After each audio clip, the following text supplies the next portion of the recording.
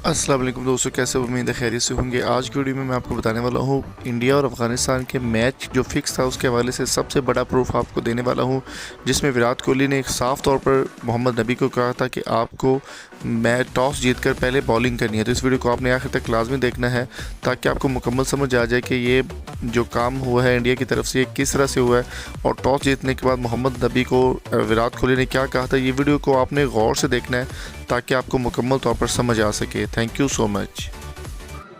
You will bowl first. You will bowl first. You will bowl first. You will bowl first. It's a head. Nabi, what are you going to do? Bismillah Rahman Rahim. Yeah, we will bowl first. Yeah. Why? Why? Right, time for the toss of the coin. Before we get to that, let me introduce these men who are here for that. David Boone is match referee. Mohammad Nabi is captain of Afghanistan. And Virat Kohli, captain of India. Virat?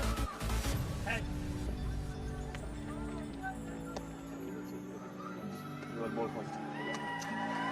It's a head. Nabi, what are you going to do? Bismillah Rahman Rahim. Yeah, we will तो bowl दोस्तों first. उम्मीद करते हैं ये छोटी सी update आपको पसंद आई होगी। पसंद आई तो वीडियो को लाइक करें, चैनल को सब्सक्राइब लाजमी करें और आपकी इस बारे में क्या राय है कमेंट बॉक्स में अपनी कीमती राय में ज़रूर आगाह कीजिए। Thank you so much for coming. अल्लाह हाफिज़।